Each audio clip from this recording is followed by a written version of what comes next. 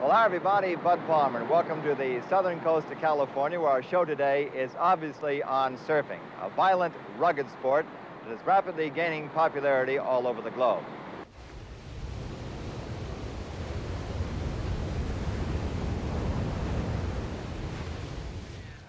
Nine, 8, 7, 6, 5, 4, 3, 2, 1, fire!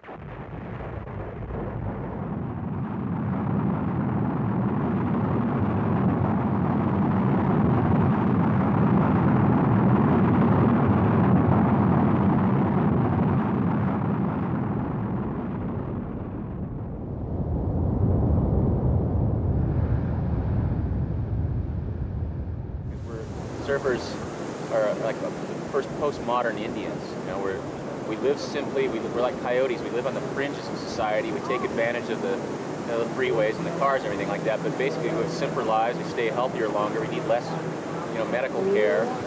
We need less support from the government. And the surfers are a tribe, and they're a tribe that lived along the ocean and love to surf together, and there's a camaraderie between them, and that they share the same common interests. Sure. And everywhere you go around the world, they're kind of the same. Any country you go to, you meet the local surfers, and they're all kind of crazy, funny people that have great stories and enjoy the ocean. So yeah, I think because it's so hard to quantify surfing or explain, the feeling you get or the thrill or the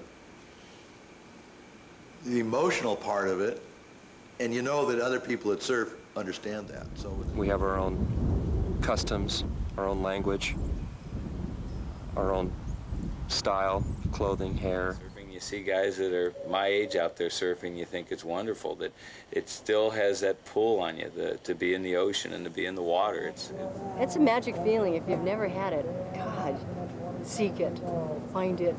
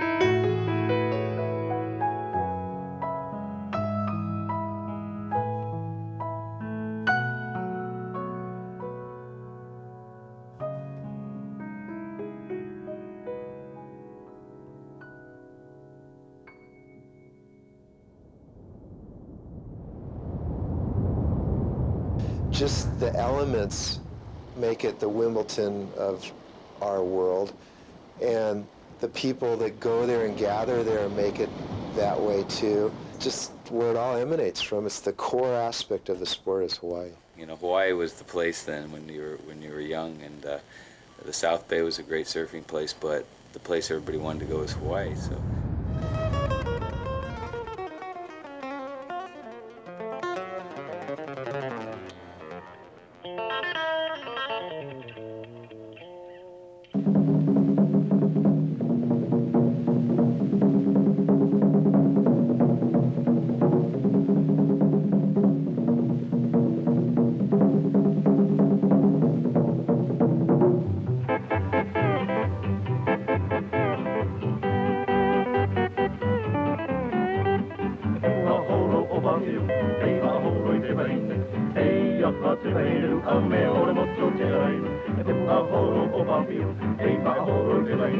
Hey, ia ha te reireru a me o le moto te arairu. Awe, awe, awe, awe, Tahiti, Araweta, awe, hauti e. Awe, awe, awe, awe, Tahiti, Araweta, awe, hauti e. Te headed a mo, say it, te headed a mo way. Upo hit and a mori. Haraka, haraka, haraka, do it.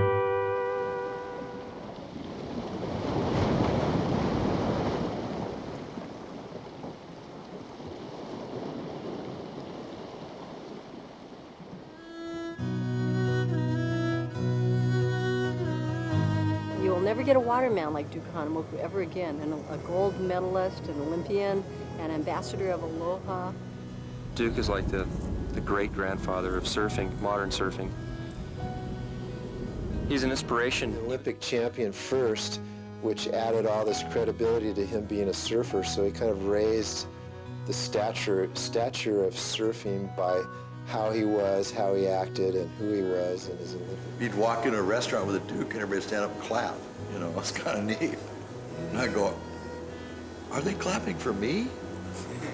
No, ballet, me. He showed people what a waterman could really be. When he would come to Corona del Mar in the late 20s and early 30s, he'd build a surfboard for himself to ride, then he'd leave it. And then all the guys that were just stoked on what they'd seen him do would copy that board. And so the boards that Duke left wherever he stayed for any length of time, be it Redondo or Malibu or Corona del Mar, ended up being these model or plans for everyone else to get surfboards for themselves. That was really cool. And Duke Kahanamoku did it. I mean, that man was Mr. Aloha. And there are men that come close, but no one is Duke.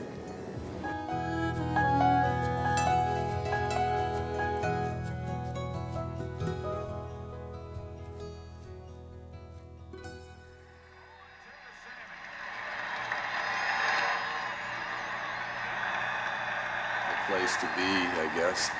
I played 2 seasons there and lived right downtown Waikiki and surfed the South Shore and played at Aloha Stadium every night. It was a great job. I remember when I got called up to the big leagues, the manager knew how I felt about it. He called me in. I'd been surfing number 3s and surfing a little place called Pops almost every day and playing ball every night. And he called me in and says, I got some really bad news for you. And I thought something had happened to my family. And he says, you have to go to the big leagues. You know, I go, oh, man.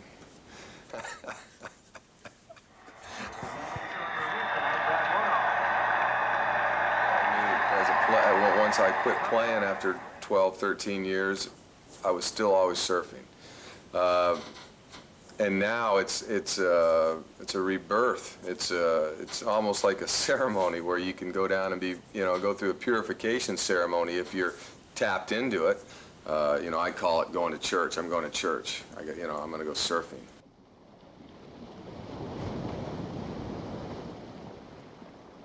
And then the next day we heard it was a couple of feet bigger, so we went out and Waimea was showing, and it was about 12 to 15 feet, maybe 18 foot on a couple of waves. And so I paddled out, and I remember taking off on a wave in front of Butch Van Aertstalen. And that was my first wave. He was on the shoulder, and he looked over at me and said, I'm going in. And he wanted to ride straight off so it could go in, but I was in this survival squat like this was 50-foot wave, and I was like driving for the shoulder.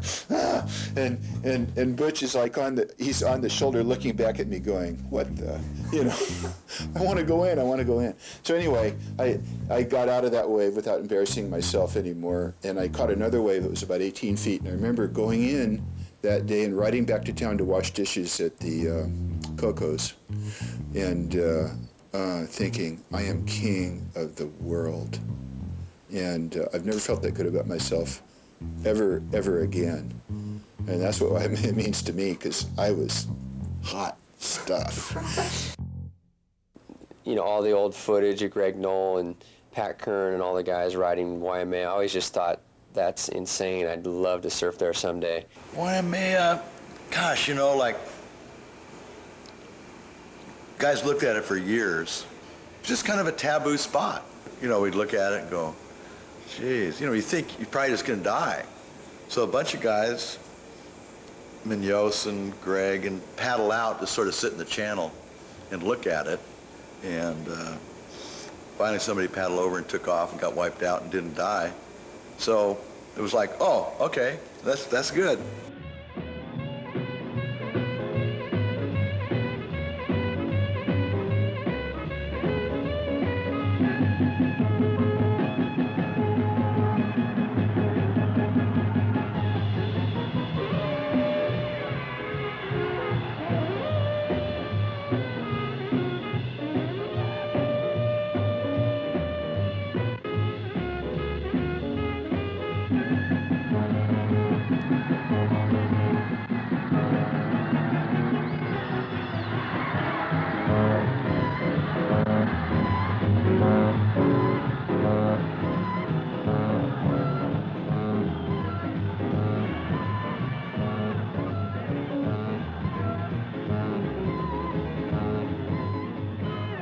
First experience with big Waimea was in the 7th grade, sitting in a chair in an English class. Fred Van Dyke was my English teacher, and he described some of his wipeouts and some of his go-outs at Waimea in detail to us, and that pretty much ruined it for me. I had no desire. He would talk about being underwater, held under for 2 waves, watching boulders. He'd open his eyes and watch boulders go by. And that pretty much EEPROM'd something into my brain that said, if at all possible, you should never surf this place.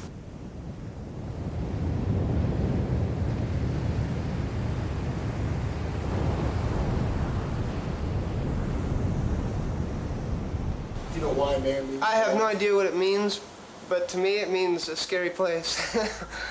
There's some evilness out there. That place it'll hold you down and down and down. Wai is fresh water in Hawaiian, and mea is, I guess it would be red. Or when the river flows real hard, you get a lot of red soil that washes off from the inland valley, and that's where it gets its name.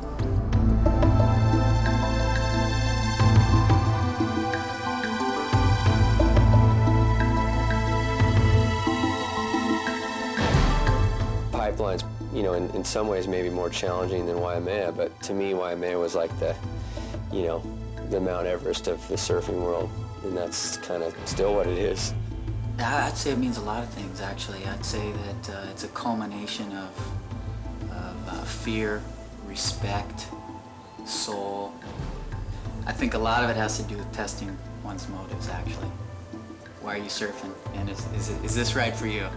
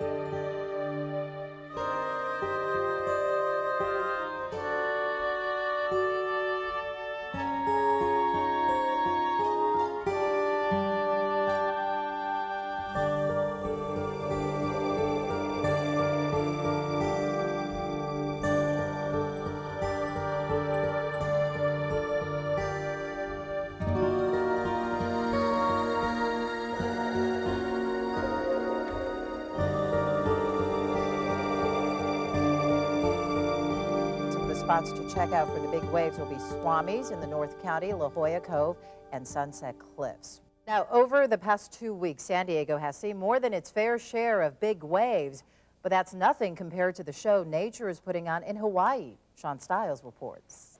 The headlines on the Honolulu Advertiser read 40 feet, which kept most out of the water, but attracted photographers from around the world.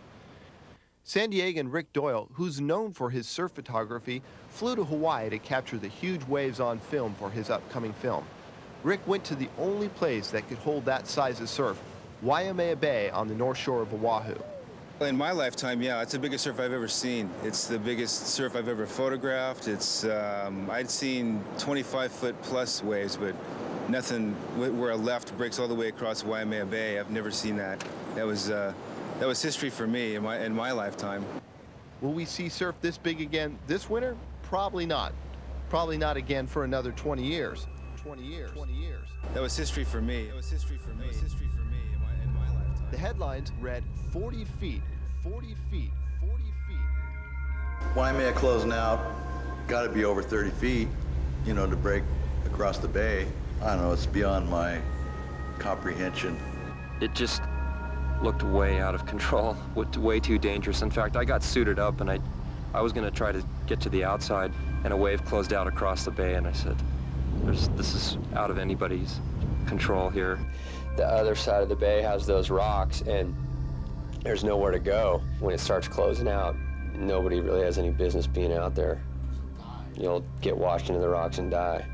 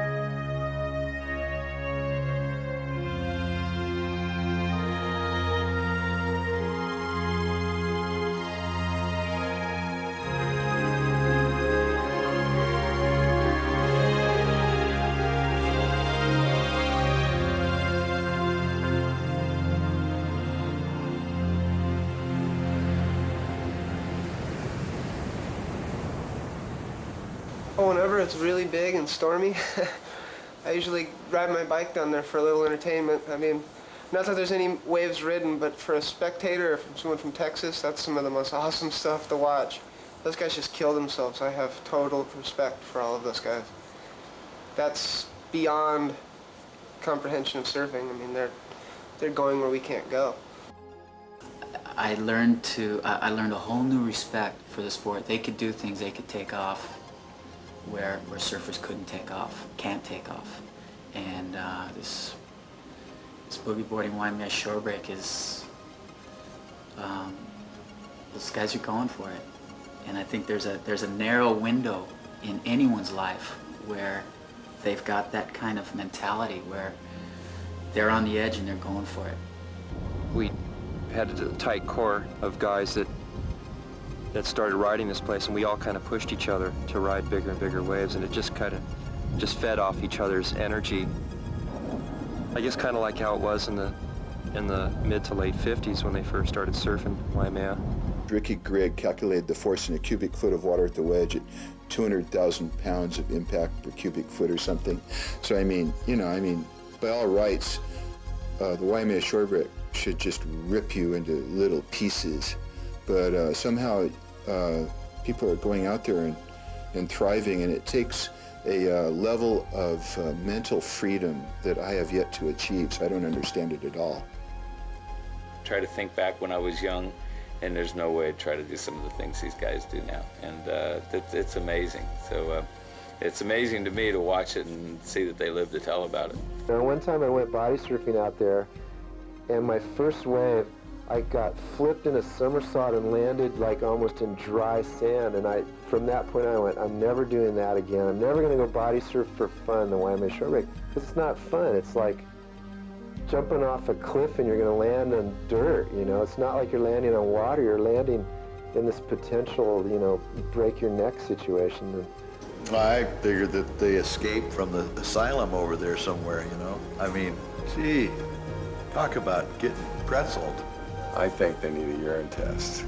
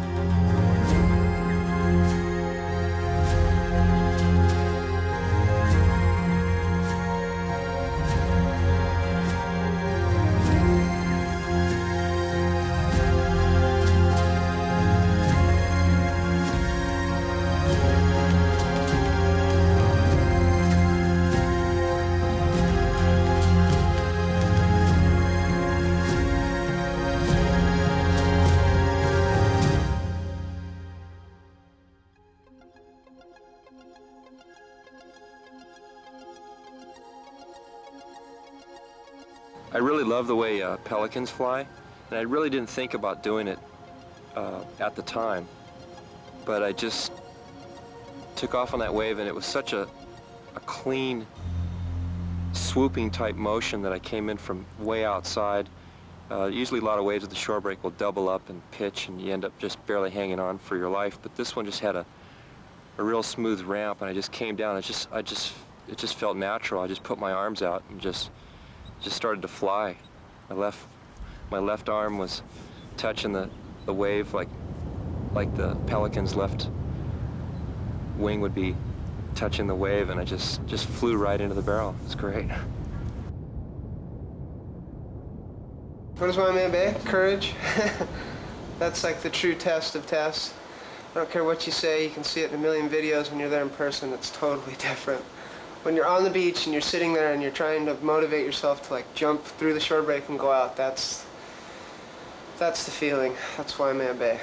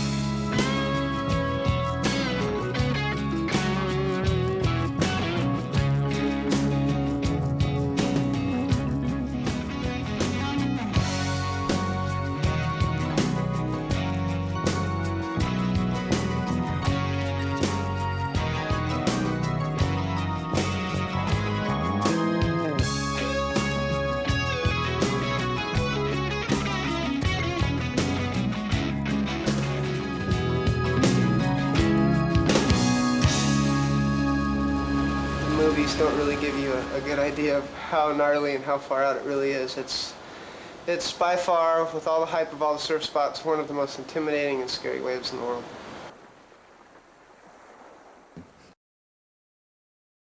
Bradshaw is out there to catch a 35-foot wave if he can.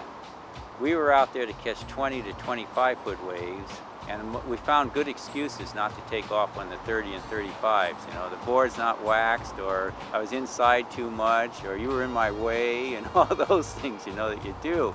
But Bradshaw has intention, and his intention is to ride a 30-plus wave, maybe a 40-plus wave, and he may do it. You spend a lifetime chasing down big waves. I mean, I spent my entire life chasing the biggest waves at sunset and waves at Waimea, and I surfed all the closeout days at Waimea through the 70s and 80s. And I always wanted to ride big waves. And then the tow surfing thing got into going, and I'd been paddling to the outer reefs since mid-80s. So I'd been probably spent 8 years paddling on the outer reefs by myself or with a couple of friends, trying to track the biggest waves I could. Since tow surfing happened about 6 years ago, we were aware that that day was going to come. Waimea was going to close out again, and we were going to be able to get out to these waves now. And all of a sudden, January 28th, 1998 happened, and we were there. We were fortunate enough to be the people that were there, and we're out surfing it. On this island, it was definitely the biggest waves anybody ever got to that day in the history of surfing. And it was pretty amazing, the whole day. It was really a reality that we were going to be able to surf the biggest waves we've ever surfed in our lives, and what was it really going to be like? And we actually had to jump waves, literally had to jump closeout waves between Phantoms and backyards to get out. I mean, it literally actually would motor toward them and then turn around and run from the closeout and then wait for a slope and then turn around and just race back and jump the white water and go over the top, you know? We had to do that twice just to get out. The big wave, it was amazing. It was like, it was so big and so much mass. Started looking at this thing and building, and I kept thinking, this is the biggest wave I've ever been on. This is the biggest wave anybody's probably ever been on. And a full probably 5 seconds after letting go of the rope, the thing just went vertical, absolutely just dropped out and just went straight down, and the whole board was just kind of fluttering down the face. So I just stepped on it as hard as I could and just held the board in and just carved up the face. And you know, as the whole wave took shape and was pitching, I just said, hey, what a great place for a cutback, because it was so open face. So I did a big turn back down, and when I was coming out of the turn back down, right at the same time, all the spray just goes blasting over my head. And I'm thinking, my God, how big is this wave? Because I'm looking up at the spray, it's over my head, going above my head as I'm cutting back. And I just turned an S out, and then I tracked back down to the shoulder, and I motioned to Dan to come on in, because it seemed like it was basically over. And Dan charges in, and he's like yelling at me the whole time, and he runs in, and I gear up the rope, and we take off, and he's like trying to yell over his shoulder, and we're heading back out to sea, and he's like keeps yelling, and finally he just shuts the machine down, and I just sink. He turns around the machine and goes, that was the biggest thing I've ever seen you on. That's the biggest thing I've ever seen anybody on, man. You could have put houses in the barrel behind you. It was unbelievable. You could put like 2 or 3 houses inside of it. It was amazing. It was just the guy was in shock, actually. I kept looking at him like, all I saw was where I was headed, and he was looking back at what was behind me. So it's pretty amazing, the two comparisons. I mean, everybody's pretty much convinced it's about an 85-foot face, what we call in Hawaii about a 45-foot wave. We were actually tracking the wave down at over 40 miles an hour. Everybody thinks, okay, the height, you know, hey, you know, it's 60, it's 80 feet, it's bigger than 80 feet, you know, but it's not that that's so remarkable to us. I think it's the experience of going that fast.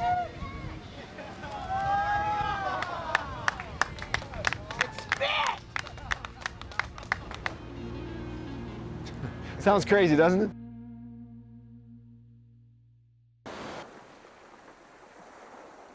Surfing is the exact opposite of organized social behavior.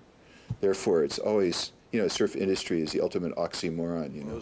I mean, there's a bunch of people that have a surfboard that go surfing, you know, twice a year or 3, you know, it's kind of like a little hobby. I mean, they surf, but they're not surfers. Surfers are people that's been their life. You know, and everybody wants the glory because all the pictures and the photogs and stuff. So it's kind of like they're out there for the wrong reasons. I mean, there's guys out there that are out for the right reasons, and you can spot them right away. The guy who was driving was a non-surfer, and just the way he was driving, it made me laugh. I said, this guy obviously doesn't surf, just by the way he drove. He was kind of in the second to the right lane, going real slow. He did not have the flow.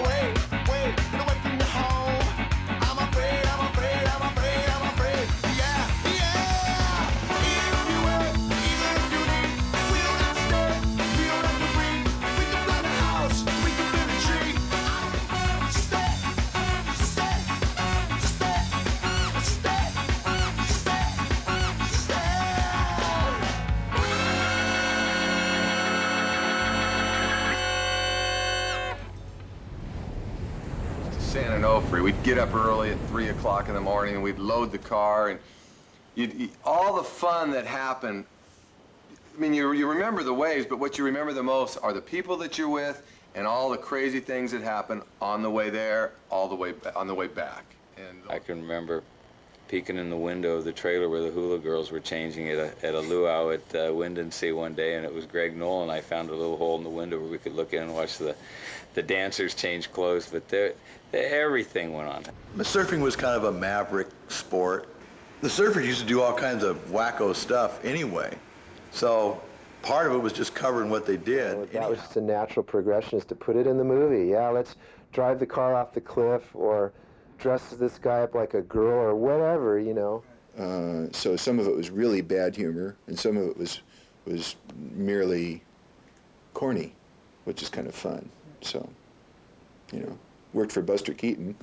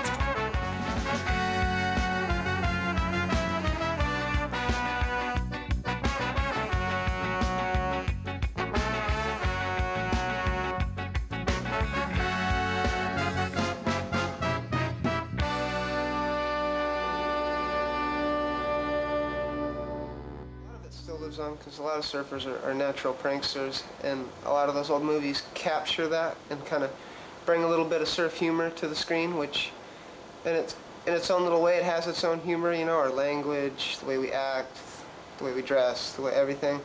And those movies just kind of bring it out. They make you proud to be a surfer. I surf. Why do I surf? That's a great question. I just never found anything more pleasurable in my whole life. It keeps me going, it keeps me active, it keeps me alive.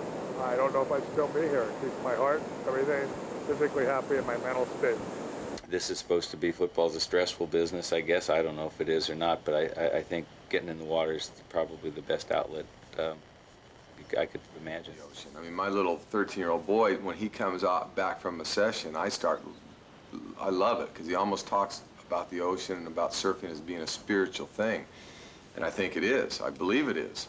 I think that's what people, the ones that continue to surf forever, that is what gets them out in the water. You get out there and it's just like it was 30 years ago. Nothing's changed.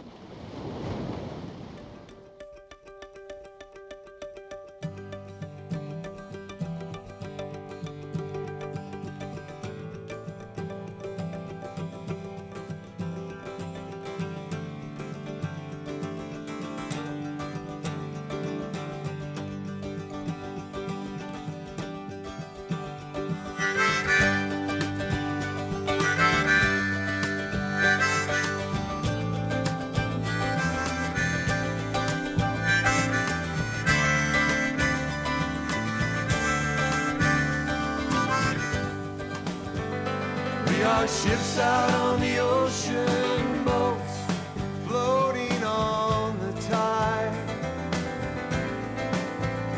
And these moments we share passing sometimes changes lives.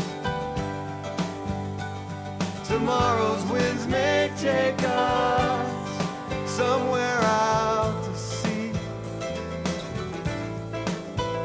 to a place I've never been to.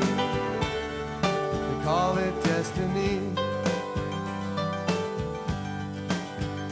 To a place I've never been to, somewhere in my dreams.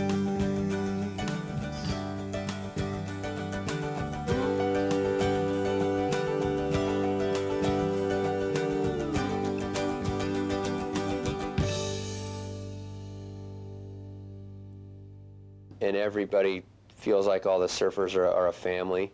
And to me, that's kind of the Aloha spirit, sharing the ocean. We all love surfing, and you know, it's such a huge part of all of our lives. It's the way we're supposed to live, you know, and in this day and age, it's refreshing to be around people that still have figured it out, that that's how things work. The Aloha spirit is to give and to give and to give and give until there's nothing left, because it'll just come right back around.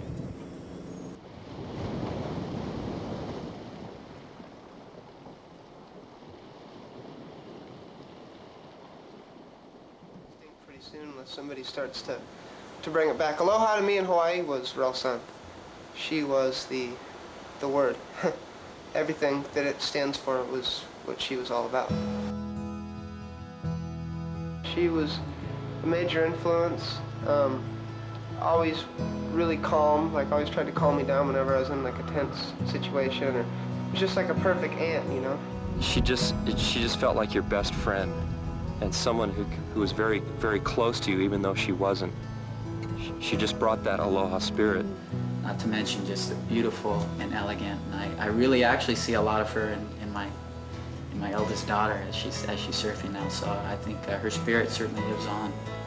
You know, some people are greater in death than they are in life, but I think Rel was greater in life. And she just made everyone's life a little richer that knew her. So we miss her, yeah.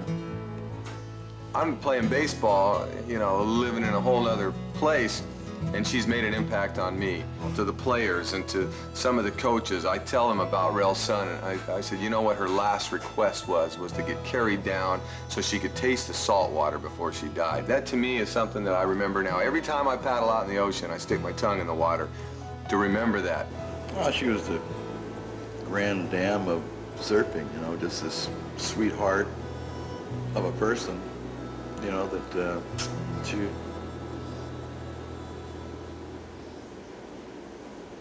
Too soon to talk about her. The most important thing about surfing is when I almost died and I was in intensive care, I was in a coma and I didn't know it, but I thought that I was just dreaming, and it was just a night's dream, and I kept trying to catch a wave, and when I finally stood up, I woke up and I said, "Did you see my wave?" My sister was right there. She said, "You've been out for 3 days." But because I surfed and I had that memory and I knew that I wanted to catch a wave, I think it kept me alive.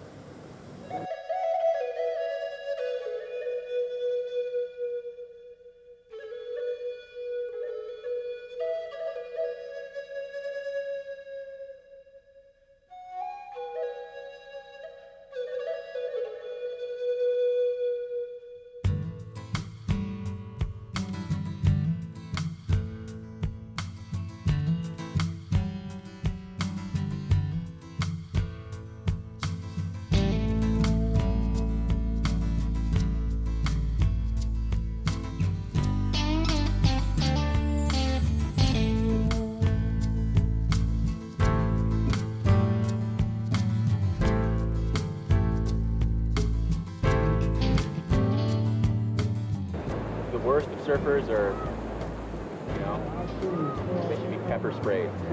But the best of them, they are, I say, the very advanced oceanic tribe.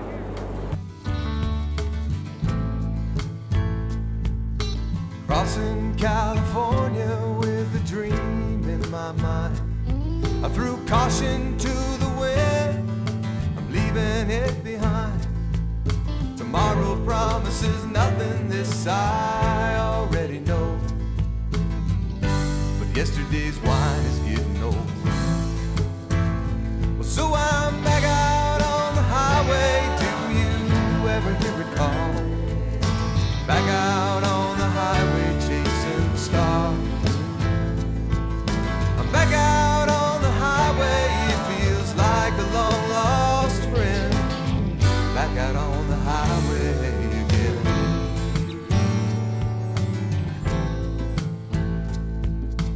Out here it ain't easy when you're living all alone amongst the shadow people who want a piece to call their own.